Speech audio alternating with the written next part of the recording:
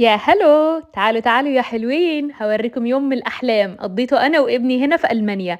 بس مش في برلين أو مش بعيد قوي من برلين، هو على أطراف برلين شوية. أول حاجة لقيت الطقس لذيذ موت، فأخدت ابني وانطلقنا رحنا على تروبيكال ايلاند. بعد ما بتركبوا كده بتوصلوا بتلاقوا باص مخصوص بيروح لحد هناك. طيب ايه المكان اللي انا رايحاه ده بقى؟ ده عبارة عن جزر استوائية جوه برلين، هتحس نفسك سافرت دولة آسيوية وانت لسه جوه في برلين. عاملين كل حاجه حتى الطقس. بص، اول ما بتدخلوا بتلاقوا كميه رطوبه رهيبه عشان خاطر الطقس عاملينه برضو مشابه للجزر الاستوائيه وكل حاجه. وبعدين بيدولك مكان زي كده بتحط فيه الحاجات بتاعتك، امانات والجو ده.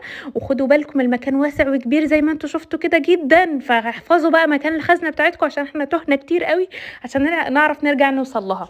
بعدين بتدخلوا، دخلنا على الميه على طول. رينو ابني كان متحمس وانا كمان كنت متحمسه زي ما انتوا شايفين. داخله بالبوركيني عادي جدا، مفيش حد بيقول ابدا اي تعليقات عليه في اي مكان في اوروبا. يعني مفيش مكان قبل كده دخلت فيه بوركيني وقال لي لا ما ينفعش او كده.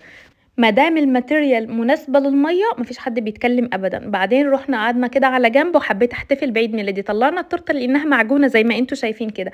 ايه اللي حصل معرفش. هتقولي لي طب انت عيد ميلادك مش دلوقتي، عيد ميلادك كان في اغسطس. هقول لكم ما هو الفيديو قديم يا دوب على ما تمنتج، انتوا عارفين الكسل.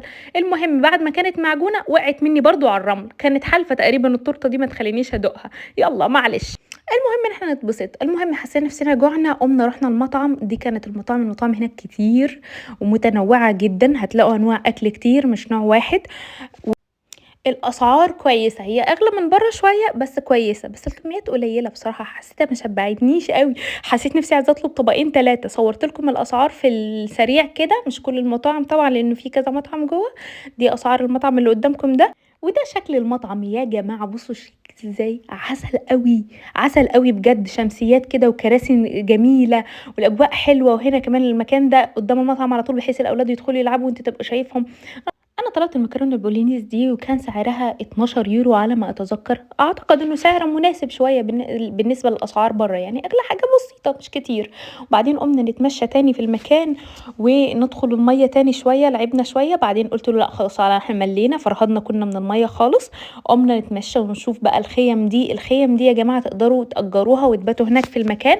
يعني مش بس الخيم، هم عاملينها زي الجزر الاستوائيه بالظبط. يعني هما كانك كده مدينه بتحاكي الجزر الاستوائيه، كانك طلعت بره اوروبا، طلعت بره الطراز الاوروبي والمعمار الاوروبي، رحت حته تانية خالص. فهو المكان مختلف ويستحق الزياره جدا. لو تقدروا تباتوا هناك ممكن تباتوا ليله او اتنين، بس لو مش بتخافوا من الصراصير لان هتلاقوا صراصير كتير في المكان. في الاول افتكرت ان ده عيب نظافه وخفت قوي بصراحه، بس بعدين اكتشفت ان هم معلقين ورقه ويافطه ان هم اللي حاطين الصراصير دي في المكان.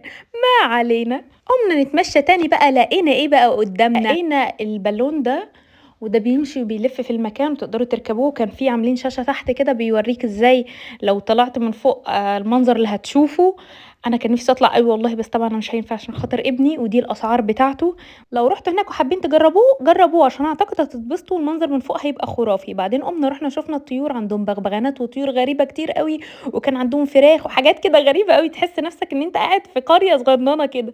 وبعدين رحنا شفنا الاسماك. بصراحة اليوم تحسوه زحمة، يعني يوم واحد حسيته قليل عليها. وهنا ده كان بيت الفراشات. دخلنا جوه كده، في فراشات كتير قوي وبتقف على ايدك عادي ولذيذة موت. وفي ركن كده للحشرات، في كل الحشرات دي موجودة في المكان هناك. بعدين رحنا قلنا لا لا ما بدهاش، احنا نروح نودع المية بقى بدل ما هنفرهد في المكان كده من غير ما نرجع المية تاني. رحنا قعدنا في المية تاني شوية. واحنا رايحين بقى لقينا هنا بتاعت الساونا دي. اوه ماي جاد، تخيلت ده كده دخلت دلوقتي عملت ساونا بعد اليوم الطويل ده، هتبقى حاجه عسل قوي. بس برضو مش هعرف عشان رينو. المهم رحنا قعدنا في الميه لحد ما الدنيا ليلت، ومش هوصف لكم جمال الميه بالليل. تحفه يا جماعه، والميه دافيه وجميله جدا بجد. كان نفسي ابات هناك. المره الجايه ان شاء الله هروح وهبات هناك.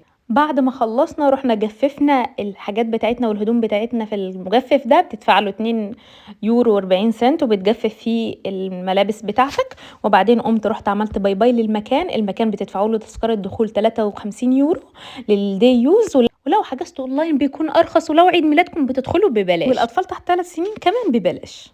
ولو وصلتوا لحد هنا ما تنسوش اللايك وتعملوا اشتراك في القناة بتاعتي. وبس والله بحبكم كلكم من قلبي، والله بحبكم.